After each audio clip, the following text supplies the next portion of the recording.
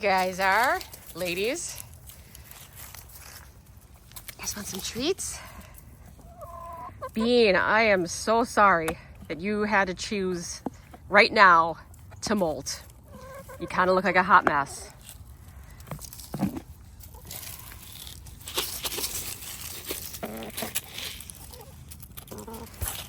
Get in there. Get in there. Go. Get around.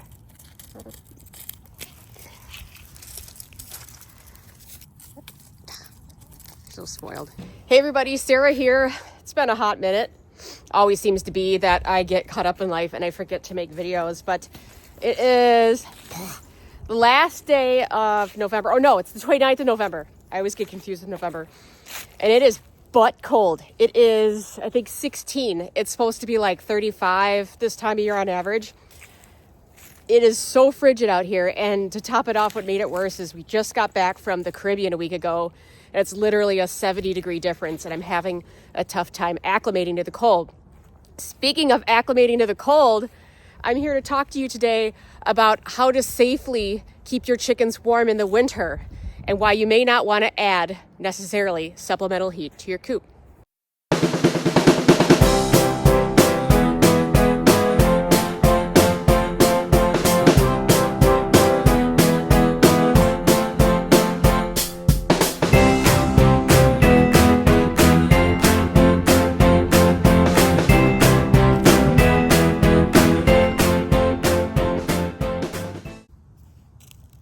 Hey girl, that's kicking. So there's a lot of questions on the internet about whether you should heat your chicken coop or not, and you really shouldn't. And there's several reasons why. Just like me, the chickens will have a very hard time acclimating to the cold if you're providing them supplemental heat inside their coop. Right now in Minnesota, yes, the temperatures have been getting, steadily colder throughout the last few months. The chickens have had a chance to adapt to that.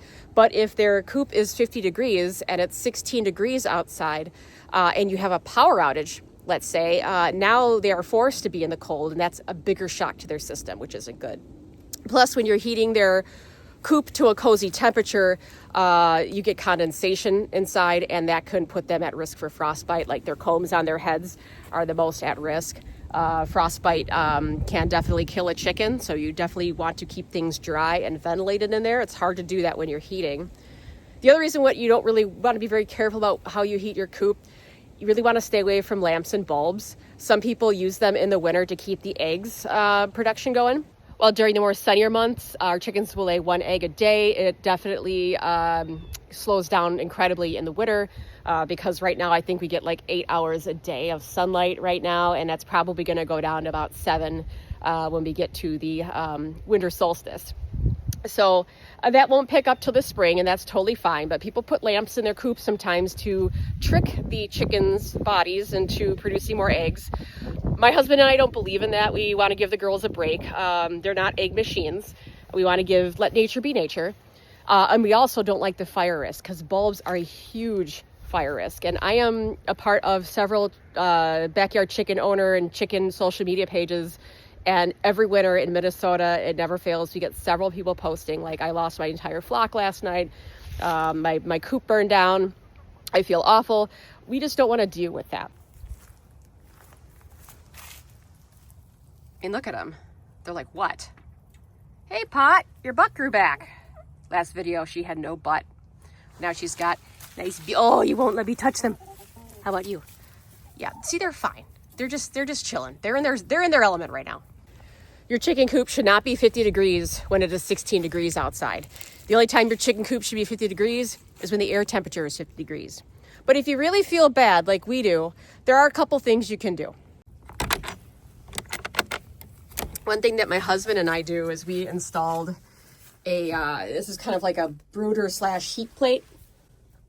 It's like, I don't know, slightly warmer than water you would use to wash your hands like. So I'd say maybe, I don't know, 100-degree plate right now. What this does is it heats the interior of our coop, and we did insulate it, about 10 degrees over air temperature, which is enough to give them a little bit of heat at night in case it gets really cold like it will tonight, but not enough where it's going to pose a hazard to them. It's also important to make sure that your chicken's food is well stocked. They eat a lot more to keep them warm in the winter. We tend to give them a little bit more protein. We give them like a lot of our breakfast sausage scraps, cheeseburgers. We give them extra protein to try to keep warm because that's what their bodies need right now. Really can't give them berries or cabbage a lot because in this temperature, it's just going to be an icicle, and that's not going to be very easy for them to eat. One thing you got to make sure of, you do have to make sure that you have a heated water font, or else their water is going to freeze. Looks like I got to change that. It's kind of dirty in there.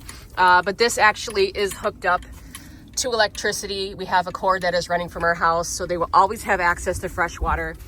In fact, I found some squirrels in here earlier today helping themselves because right now there's no snow on the ground, but it's super cold, so all the water's turning to ice, so the squirrels were definitely thirsty. And then one thing we'll do that we haven't gotten to yet because we just got back into town from vacation, but we're going to cover this side and this side in plastic poly. That's going to cut down on the wind shear coming through here and provide a little bit of warmth in itself. We all know that when it's windy, it feels way colder than it actually is.